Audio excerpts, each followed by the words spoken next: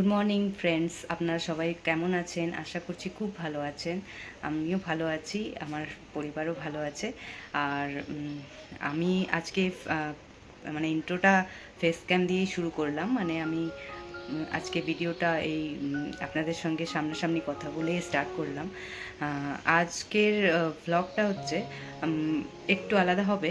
আলাদা বলতে একই রকম, আমি পুজো পাঠ করি, আপনারা জানেনই, দেখেছেন আমার ভিডিওতে। তো আজকে স্পেশালি আমি সোমবার পুজো করি কিভাবে, সেটা আপনাদের সঙ্গে একটু শেয়ার করতে চাই। খুব বেশি জিনিস কেনা হয়নি আমার, যেমন ফুল, বেলপাতা, আপনার আরও অনেক কিছু লাগে না শিব পুজোয়। তো সেই সব আমি বাজার করে কিনে আনতে পারিনি কালকে। দেখলাম আমি বাইরে গেছিলাম, তো দুপুর বেরিয়েছিলাম, আর সেই 3টে, সাড়ে 3টে, 4টে নাগাদ ফিরেছি। তো আমি বাজার করতে পারিনি, ওই ফুল বাজারটা, ফুলটা অ্যাকচুয়ালি সন্ধেবেলা বসে আমাদের এখানে, তো সেজন্য কিনতে পারিনি। তো গাছে যা ফুল আছে তাই দিয়ে একটু পুজো করব। আর বেলপাতার খুবই গুরুত্বপূর্ণ শিব পুজোয়, কিন্তু সেটাই আমার কাছে আজকের দিনে নেই। তো সেটা যদি স্কিপ করা যায় তাহলে পুজোর বিধিটা, মানে কিভাবে পুজোটা করি, আপনাদের সঙ্গে শেয়ার করতে চাইছি। তো যেহেতু শিব পুজো আমার কাছে খুবই প্রিয় পুজো, আমি সব ঠাকুরকেই মানি, কিন্তু শিব পুজোটা আমি মানে জানি না কেন আমার খুব ভালো লাগে করতে। আমি বলে হয়তো বোঝাতে পারছি না আপনাদেরকে। তো চলুন আমরা আমরা পুজোটা সেরে নিই। আপনারা আমার ভিডিওটা প্লিজ কন্টিনিউ করতে থাকুন। এই কটা ফুলই জোগাড় হলো আজকে। তো আপনারা দেখছেন এখানে আমি কিছু জিনিস জোগাড় করেছি, যেমন ঘি, মধুটা আমার থাকেই বাড়িতে, আতর আছে, তার সাথে ভস্য আছে, আর আতপ চাল আছে, আর তার সঙ্গে আমি একটু চন্দন বেটে নিয়েছি, একটু দই আছে, আর দুধ রেখেছি সাইডে। তো এই জিনিসগুলো দিয়েই আমি পুজোটা করব। আর বেলপাতা নেই ঠিকই, কিন্তু আমি শিব ঠাকুরের জন্য অলরেডি রূপোর বেলপাতা আর সোনার বেলপাতা, এই দু রকম বেলপাতা আমি কিনে রেখেছিলাম। সোনারটা খুবই ছোট, জাস্ট মাথার উপর বসানোর জন্য নিয়েছিলাম, সে অনেক কয়েক বছর আগেরই কেনা। তো সেটা আমি প্রতিদিনই ওনাকে নিবেদন করি। তো সেই বেলপাতা দিয়েই আজকে পুজো করব। আসল যে গাছের বেলপাতা হয় সেটা আর অ্যাভেলেবেল করতে পারলাম না। আর এখানে দেখছেন আমি, হ্যাঁ, তো আপনারা দেখছেন আমি হাতে একটু জল নিচ্ছি, সেটা অ্যাকচুয়ালি গঙ্গা জল দিয়ে আমি আচমন করে নিচ্ছি। আর ওম বিষ্ণু মন্ত্র পড়ে ওই একটু মুখে ছিটা দিতে হয়, সেটাও দিয়েছি। তারপর আমি পুজোটা স্টার্ট করছি। আমি এরকম শুনেছি যে ফাঁকা থালায় ঠাকুরকে বসাতে নেই, সেই কারণে আমি প্রথমে কি করেছি, থালায় একটা ফুল রেখে দিয়েছি, থালায় ওই ফুলটা রেখেছি, তারপর গণেশ ঠাকুরকে বসালাম, দেন শিব ঠাকুরকে বসালাম, মা পার্বতীকে বসালাম, কার্তিক ঠাকুরকে আর নন্দী মহারাজকে বসিয়েছি। দিয়ে এখন আমি পুজোটা স্টার্ট করছি। আর প্রথমেই আমি কি করব, আমি এরকমও করা যায় যে পুজোয় আমি সব কিছু একসঙ্গে মিক্স করে নিই, পঞ্চামৃত বানিয়ে নিই, আর তারপর ওটা দিয়ে অভিষেক করি। তো এইটা আমি প্রথমে করতে পারি, এটা এক একদিন আমি ফলো করি, কিন্তু আজকে যেটা করছি সেটা একটু অন্যরকম হবে। মানে প্রথমে আমি ঠাকুরকে ঘি দিয়ে মাখিয়ে নেব পুরো, তারপর মধু দেব, মধু দিয়ে মাখাবো, তারপর একটু চিনিটা আমি দুধেই মিশিয়েও নিয়েছি, সাথে একটুখানি ঠাকুরের ওপরও দিই, দিয়ে তারপর দই, টক দই, আমি মিষ্টি দইটা ব্যবহার করি না পুজোয়, আমি ইচ্ছে হলে করা যায়, কিন্তু আমি টক দইটাই প্রেফার করি, সেই জন্য টক দই এনেছি। আর দুধ রয়েছে, তো দুধে সামান্য জল মিশিয়ে, একদম ঘন দুধ তো দিই না, তো একটু সামান্য জল মিশিয়ে আমি দুধটা দিয়েও ঠাকুরের অভিষেক করে নিই। তো দেখুন আমি ঘি মাখিয়ে দিচ্ছি। প্রথমে যেহেতু গণেশ ঠাকুর প্রথম পূজ্য, তাই ওনাকে দিয়েই আমি পুজোটা স্টার্ট করি। তো প্রথমে আমি গণেশ ঠাকুরকেই ঘি মাখিয়েছি, তারপর শিব ঠাকুরকে, এবার মা পার্বতীকে দেব, তারপর কার্তিক ঠাকুরকে, আর তারপর নন্দী মহারাজকে। তো এইভাবেই আমি সিরিয়াল ওয়াইজ পুজোটা করি।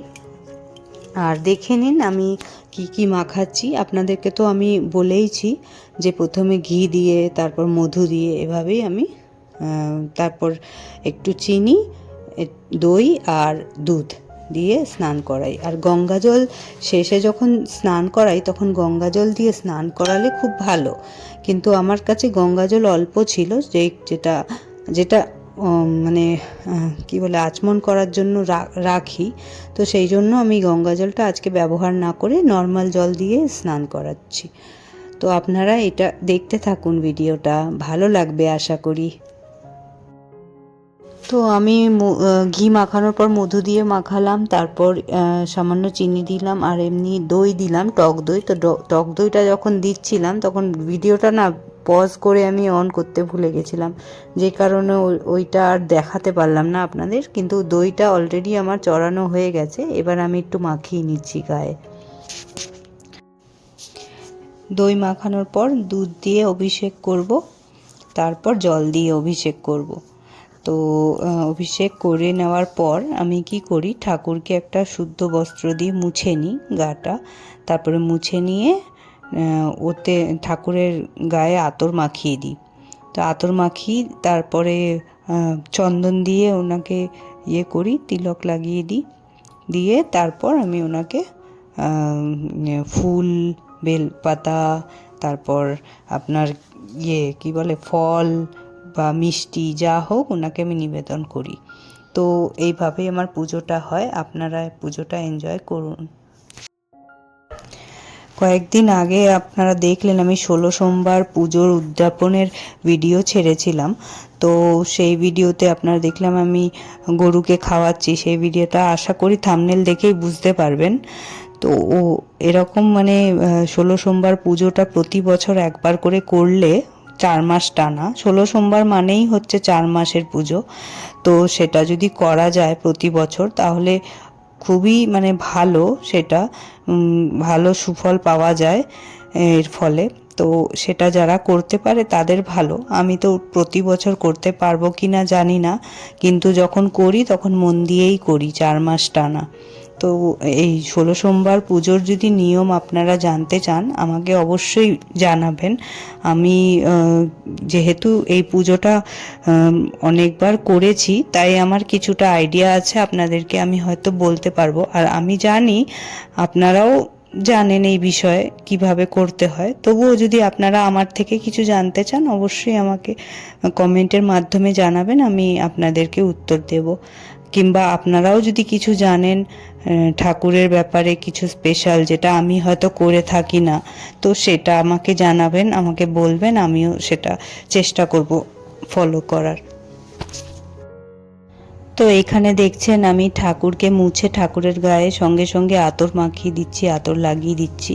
এটা একটা খুব সুন্দর ফ্রেগরেন্স আসে এটা করলে, আর ঠাকুরের স্কিনটাও মানে ঠাকুরের যে স্কিনটা আছে শাইন করে খুব, তো দেখতেও ভালো লাগে আর সুন্দর একটা ফ্রেগরেন্স আসে, খুবই সুন্দর লাগে। মনে হয় যে হ্যাঁ ভক্তি ভক্তি একটা ব্যাপার, অদ্ভুত একটা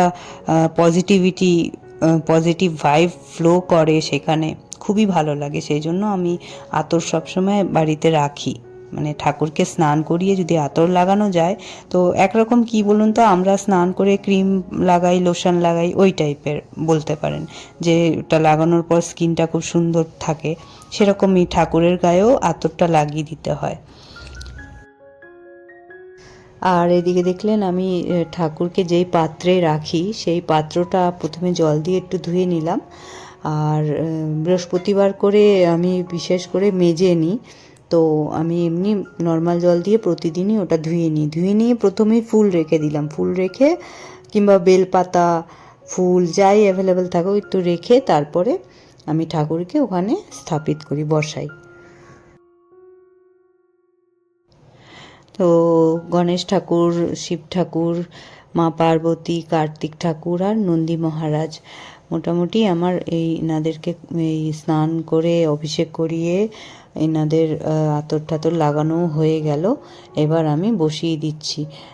এবার যেটা করব সেটা হচ্ছে ওই যে আপনারা দেখতে পাচ্ছেন যে একটা রুদ্রাক্ষের মালা ছোট করে, তো সেটা আমি দেওঘর গেছিলাম, দেওঘর বাবাধাম, ওখান থেকেই এনেছিলাম 2 বছর আগে। আর বেলপাতা রয়েছে 2 রকম, তো সেগুলো একটু ধুয়ে নিয়েছি বা ধুয়ে নেব, হয়তো আমি ঠিক মনে করতে পারছি না ধোয়া হয়েছে কিনা, হয়তো ধুয়ে নেব এরপর। তারপর রেখে দেব, তারপর আমি ঠাকুরকে চড়াবো। এখানে আতপ চাল আমি মানে নিখুঁত আতপ চাল, ভাঙা দিলে হবে না, নিখুঁত আতপ চাল ধুয়ে বেছে তারপর ঠাকুরকে আমি একটুখানি নিবেদন করে দিচ্ছি। প্রথমে গণেশ ঠাকুর দিয়েই শুরু করলাম, তারপর ঠাকুরদেরকে আমি দিয়ে দিচ্ছি। দিয়ে এখানে চন্দন বেটে রেখেছিলাম, চন্দনও লাগিয়ে দিচ্ছি। আর শিব ঠাকুরকে ওই যে 3টে লাইন দিয়ে যে চন্দনটা লাগানো হয়, এই কপালে যেটা করা হয়, ওই রকমভাবেই ডিজাইন করে আমি চন্দনটা লাগিয়ে দিই।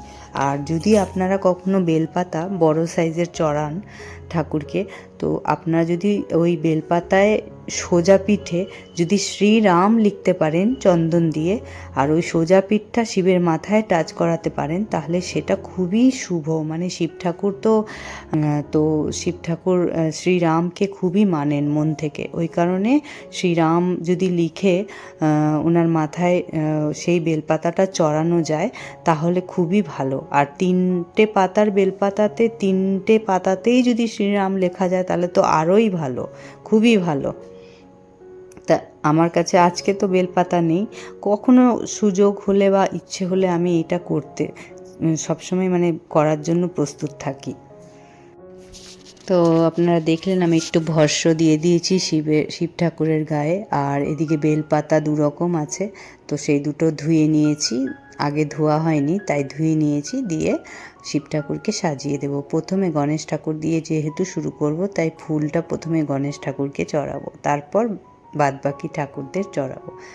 আর এদিকে আপনারা যেটা দেখছেন সিঁদুর দিয়ে তিলক করা, গণেশ আর মা পার্বতীকে করলাম। আর আরও যে আসনে ঠাকুর আছেন, মা লক্ষ্মী, মা সরস্বতী, মা দুর্গা, তারপর বজরংবলী, এনাদেরকেও সিঁদুরের ফোঁটা আমি একটু লাগিয়ে দিই। সিঁদুর ফিমেল ঠাকুরদেরকে মাথায় সিঁদুর দিই, যেরকম আমাদের সিঁথিতে সিঁদুর দেওয়া হয় ওরকমই ওনাদেরকেও দিই। তো এগুলো আমি করে দিলাম।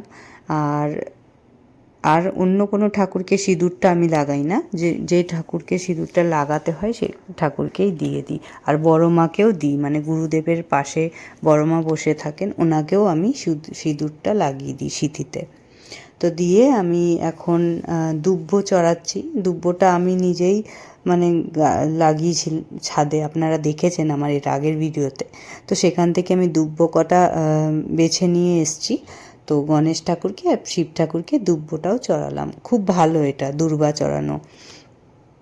আর এদিকে ফুল বলতে বাড়িতে নয়নতারা ফুল আছে আর জবা ফুল, তো সেটা দিয়েই আজকের পুজোটা করে নিচ্ছি। আর শিব ঠাকুরকে আমি আলাদা করে একটা আপেল নিবেদন করলাম আজকে। একটা ফল বা 3টে ফল বা 5টা ফল দেওয়া ভালো, গোটা ফল দেওয়া ভালো, সেই জন্য আজকে আপেল দিলাম। আর এখানে সাজিয়ে নিচ্ছি সুন্দর করে।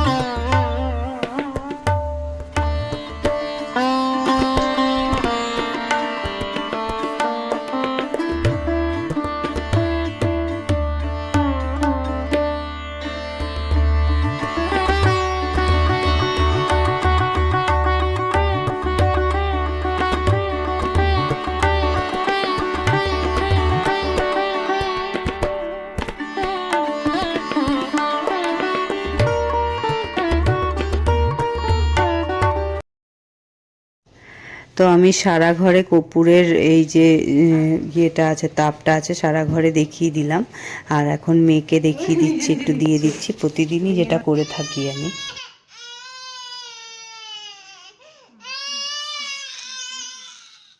ও নিবি? আচ্ছা।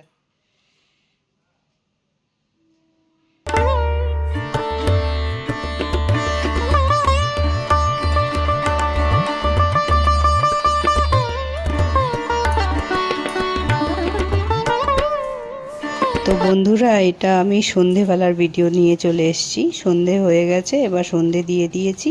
এবার আমি সন্ধেবেলা সোমবার ব্রত কথাটা পড়ি। তো সেটা যে কোনো সময়ে পড়ি, কিন্তু আজকে আমি সন্ধ্যের দিকেই পড়ছি। থাকতেন, যেহেতু ওনার কোনো সন্তান ছিল না, উনি এই ব্যবসায়ী প্রতি সোমবার দেবাদিদেব মহাদেবের পূজা অর্চনা করতেন এবং সন্ধ্যাবেলা সেই ব্যবসায়ী শিব মন্দিরে গিয়ে ঘিয়ের প্রদীপ জ্বালিয়ে দিতেন।